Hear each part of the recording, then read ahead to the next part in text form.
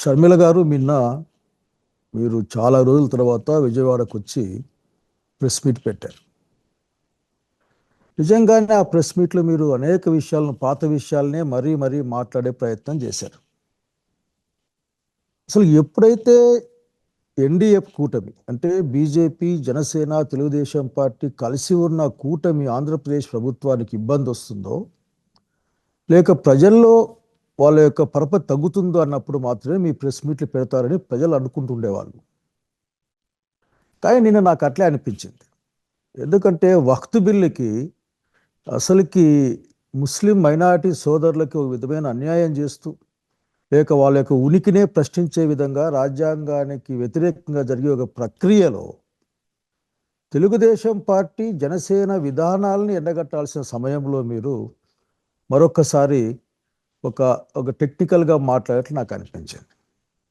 అట్లా మాట్లాడుతూనే మీరు ఒక 2-3 అంశాలని నా నా అంశంతో సహా ఒక 2-3 అంశాలను మీరు తడిమారు. అట్లా నాకు అనిపిస్తుంది, బాబు గారి ప్రభుత్వం ఏదైనా కొద్ది ఇబ్బందుల్లో ఉంటే మీరు ఏమైనా ముందుకు వస్తారా అని ప్రజలు అనుకుంటున్న నిజమేనేమో అనిపిస్తుంది నాకు. ఎందుకంటే తిరుపతి లడ్డు విషయం కావచ్చు, మన విజయవాడ వరదలు కావచ్చు, నిన్న కావచ్చు, అనేక అంశాలకి సూపర్ 6 అంశాలు వచ్చినప్పుడు కావచ్చు, మీ యొక్క గొంతు అంత గట్టిగా ప్రభుత్వానికి వ్యతిరేకంగా ఉండదు. ప్రతిపక్షానికి అంటే వైఎస్ఆర్సీపీ ఇంకో మాట చెప్పాల్సి మీ అన్నగారి పైన ఉన్నంత గట్టిగా ఉండదు. ఇప్పటికే అట్లా ఒక రన్నింగ్ కామెంట్ పాస్ చేసేట్లు అనిపిస్తుంది. ఆ ఇష్యూ నుంచి డైవర్ట్ చేయడం కోసమే బహుశా చూసే వాళ్ళకి ఇబ్బందిగా ఉంది అది. ఎందుకంటే ఒక ఇష్యూ వచ్చినప్పుడు మీరు వస్తారు, మాట్లాడతారు, 2-3 పాత విషయాల్ని మీరు తీసుకొస్తారు, ఒక సెన్సేషన్ కోసం కొన్ని మాటలు మాట్లాడతారు. నేను రాజశేఖర్ బిడ్డగా కూడా మిమ్మల్ని కోరుకుంటా ఉన్నా, ఆలోచించండి మీరు ఏం చేస్తూ ఉన్నారు. ఒక రాజకీయ పార్టీకి నాయకురాలిగా ప్రతిపక్షాలని ఐక్యం చేసుకోవడం, సెక్యులర్ వ్యవస్థల్ని ఐక్యం చేసుకోవడం, ముందుకెళ్ళడం అన్నది కదా ఈరోజు రాజకీయ కర్తవ్యం. అట్లా కాకుండా ప్రభుత్వానికి ఒకట్లా జార్దే మసగటనే జార్దే వేసేసి ప్రతిపక్షం మీద మీరు విరుచుకుపడడం మాత్రం నాకు ఆశ్చర్యంగా ఉంటుంది.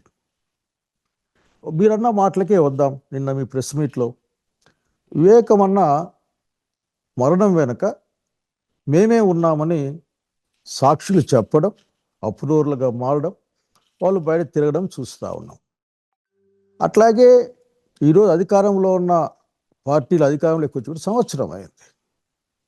నిన్నటికి మొన్న వివేకమన్న పిఏ కృష్ణారెడ్డి గారు కూడా నన్ను చాలా ఇబ్బంది పెడతా ఉన్నారు, అసలు నన్ను తప్పుడు మాటలు చెప్పమని సాక్ష్యాలు చెప్పమని చెప్పారు అని ప్రత్యక్షంగా ప్రకటించారు.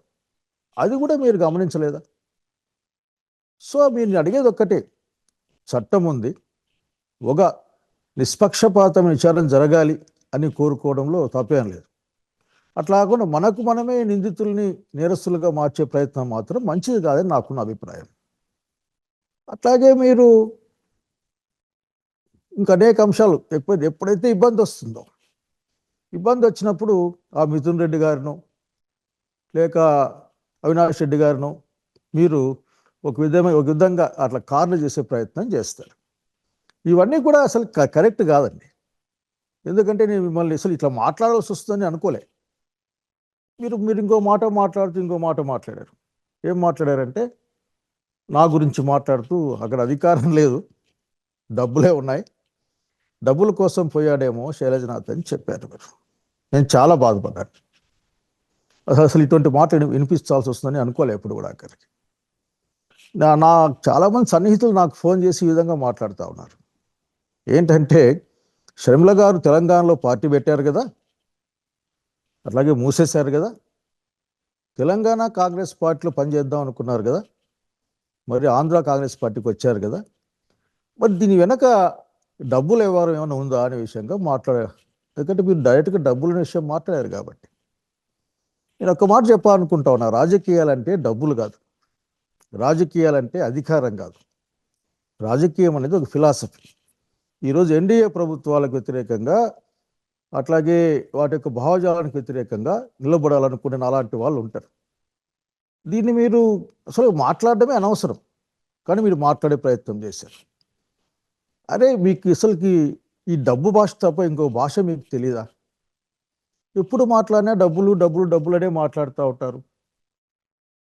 ఇది కరెక్ట్ కాదని నా సలహా ఇది. అంతేగాని జనం మాట్లాడుకునే విధంగా మొన్న అనంతపురం వెళ్ళాను. ధర్నా వస్తే అక్కడ అంటా ఉన్నారు, ఏమంటున్నారంటే మనకి కూటమి సపోర్ట్ ఉంది కదా అని మాట్లాడుకుంటా ఉన్నారు.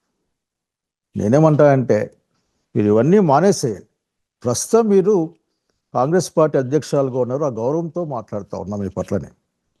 మీరు ఆంధ్రప్రదేశ్ ప్రజానీకాన్ని ఎన్డీఏ విధానాలకు వ్యతిరేకంగా, అట్లాగే చంద్రబాబు నాయుడు గారు చేస్తున్న అనేక ఆర్థికమైన అంశాలకు, ప్రజా వ్యతిరేకమైన అంశాలకు వ్యతిరేకలు ఇవ్వడాలి.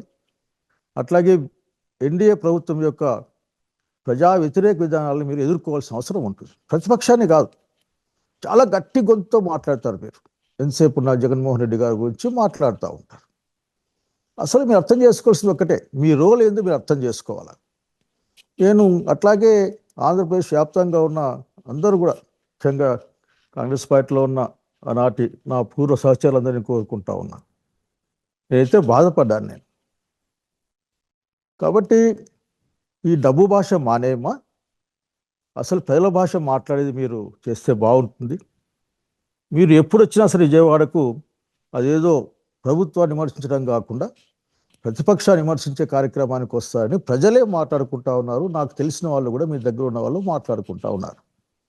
ఇది ఎవరికీ మంచిది కాదు. అట్లాగే ముందు నేను ఇంకొక సింపుల్ విషయం చెప్పాలనుకుంటున్నాను, బాగా గుర్తుపెట్టుకోండి.